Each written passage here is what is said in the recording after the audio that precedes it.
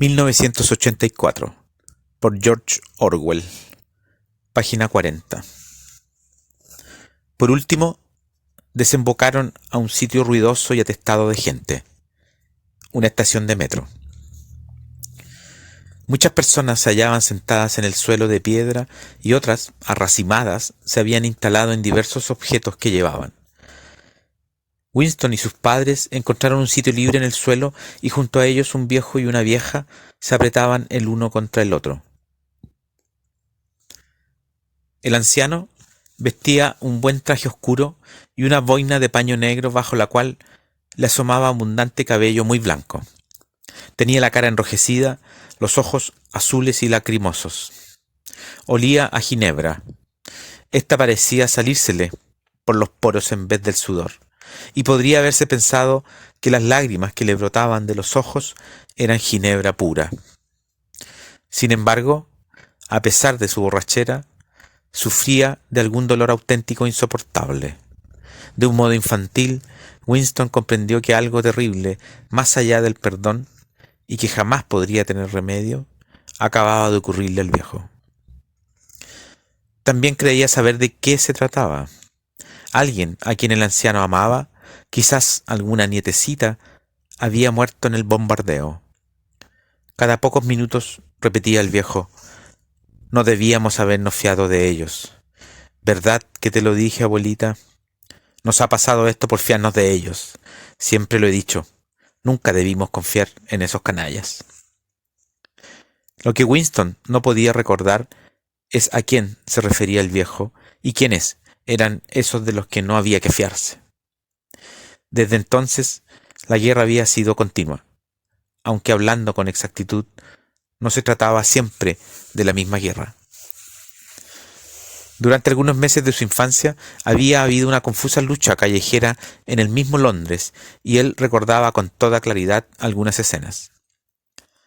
Pero hubiera sido imposible reconstruir la historia de aquel periodo sin saber quién luchaba contra quién en un momento dado, pues no quedaba ningún documento ni pruebas de ninguna clase que permitieran pensar que la disposición de las fuerzas en lucha hubiera sido en algún momento distinta a la actual. Por ejemplo, en este momento, en 1984, si es que efectivamente era 1984, Oceanía estaba en guerra con Eurasia y era aliada de Asia Oriental. En ningún discurso público ni conversación privada se admitía que estas tres potencias se hubieran hallado alguna vez en distinta posición cada una respecto a las otras.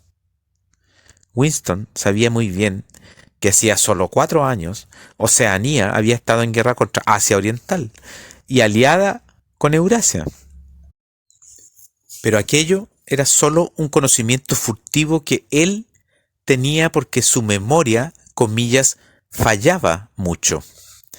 Es decir, no estaba lo suficientemente controlada. Oficialmente, nunca se había producido un cambio en las alianzas. Oceanía estaba en guerra con Eurasia. Por tanto, Oceanía siempre había luchado contra Eurasia. El enemigo circunstancial representaba siempre el absoluto mal, y de ahí resultaba que era totalmente imposible cualquier acuerdo pasado o futuro con él. Lo horrible, pensó por 10.000ª vez mientras se forzaba los hombros dolorosamente hacia atrás, con las manos en las caderas, giraban sus cuerpos por la cintura, ejercicio que se suponía conveniente para los músculos de la espalda. Lo horrible era que todo ello podía ser verdad. Si el partido podía alargar la mano hacia el pasado y decir que este o aquel acontecimiento nunca había ocurrido, esto resultaba mucho más horrible que la tortura y la muerte. El partido dijo que Oceanía nunca había sido aliada de Eurasia. Él, Winston Smith, sabía que Oceanía había estado aliada con Eurasia 4 años antes. ¿Pero dónde constaba ese conocimiento? Solo en su propia conciencia, la cual, en todo caso, iba a ser aniquilada muy pronto. Y si todos los demás aceptaban la mentira que impuso el partido, si todos los testimonios decían lo mismo, entonces la mentira pasaba a la historia y se convertía en verdad. El que controla el pasado, decía el eslogan del partido, controla también el futuro. El que controla el presente, controla el pasado. Y sin embargo, el pasado, alterable por su misma naturaleza, nunca había sido alterado. Todo lo que ahora era verdad, había sido verdad eternamente y lo seguiría siendo. Era muy sencillo. Lo único que se necesitaba era una interminable serie de victorias que cada persona debía lograr sobre su propia memoria. A esto le llamaban, comillas, control de la realidad. Pero en neolengua había una palabra especial para ello: doble pensar. Descansen, ladró la instructora, cuya voz parecía ahora menos malhumorada.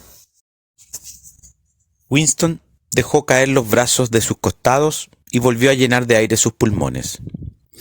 Su mente se deslizó por el laberíntico mundo del doble pensar. Saber y no saber. Hallarse consciente de lo que es realmente verdad mientras se dicen mentiras cuidadosamente elaboradas. Sostener simultáneamente dos opiniones sabiendo que son contradictorias y creer sin embargo en ambas. Emplear la lógica contra la lógica. Repudiar la moralidad mientras se recurre a ella. Creer que la democracia es imposible y que el partido es el guardián de la democracia. Olvidar cuanto fuera necesario. Olvidar y, no obstante, recurrir a ello. Volverlo a traer a la memoria en cuanto se necesitara y luego olvidarlo de nuevo. Y sobre todo, aplicar el mismo proceso al procedimiento mismo. Esta era la más refinada sutileza del sistema. Inducir conscientemente a la inconsciencia y luego hacerse inconsciente para no reconocer que se había realizado un acto de autosugestión. Incluso comprender la palabra doble pensar implicaba el uso del doble pensar. La instructora había vuelto a llamarles la atención.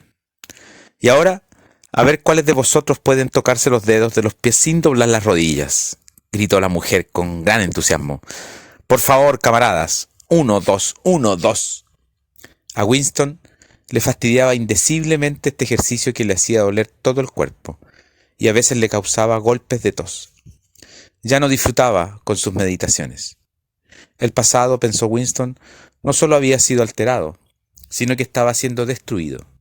Pues, ¿cómo iba usted a establecer el hecho más evidente si no existía más prueba que el recuerdo de su propia memoria?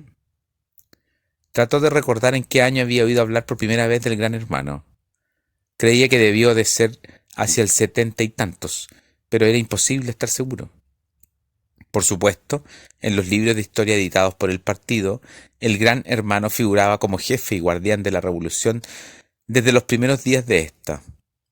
Sus hazañas habían ido retrocediendo en el tiempo cada vez más, y ya se extendían hasta el mundo fabuloso de los años 40 y 30, cuando los capitalistas, con sus extraños sombreros cilíndricos, cruzaban todavía por las calles de Londres en relucientes automóviles o en coches de caballos. Pues aún quedaban vehículos de estos, con lados de cristal. Desde luego, se ignoraba cuánto había de cierto en esta leyenda y cuánto de inventado. Winston no podía recordar ni siquiera en qué fecha había empezado el partido a existir. No creía haber oído la palabra Ingsoc antes de 1960. Pero era posible que en su forma viejo-lingüística, es decir, socialismo inglés, hubiera existido antes. Todo se había desvanecido en la niebla. Sin embargo, a veces era posible poner el dedo sobre una mentira concreta. Por ejemplo, no era verdad, como pretendían los libros de historia lanzados por el partido, que éste hubiera inventado los aeroplanos. Winston recordaba los aeroplanos desde su más temprana infancia, pero tampoco podría probarlo. Nunca se podía probar nada. Solo una vez en su vida había tenido en sus manos la innegable prueba documental de la falsificación de un hecho histórico. Y en aquella ocasión, ¡Smith!, chilló la voz de la telepantalla. 6079, Smith W. Sí, tú. Inclínate más, por favor. Puedes hacerlo mejor. Es que no te esfuerzas. Más doblado. Haz el favor. Ahora está mucho mejor, camarada. Descansad todos y fijaos en mí. Winston sudaba por todo su cuerpo, pero su cara permanecía completamente inescrutable. Nunca os manifestéis desanimados. Nunca os mostréis resentidos. Un leve pestañeo podría traicionaros. Por eso, Winston miraba impávido a la instructora mientras ésta levantaba los brazos por encima de la cabeza y, si no con gracia, sí con notable precisión y eficacia. Se dobló y se tocó los dedos de los pies sin doblar las rodillas. Ya habéis visto, camaradas. Así es como quiero que lo hagáis. Miradme otra vez. Tengo 39 años y 4 hijos. Mirad, volvió a doblarse. Ya veis que mis rodillas no se han doblado. Todos vosotros podéis hacerlo si queréis, añadió mientras se ponía derecha. Cualquier persona de menos de 45 años es perfectamente capaz de tocarse así los dedos de los pies. No todos nosotros tenemos el privilegio de luchar en el frente, pero por lo menos podemos mantenernos en forma. Recordad a nuestros muchachos en el frente Malabar y a los marineros de las fortalezas flotantes.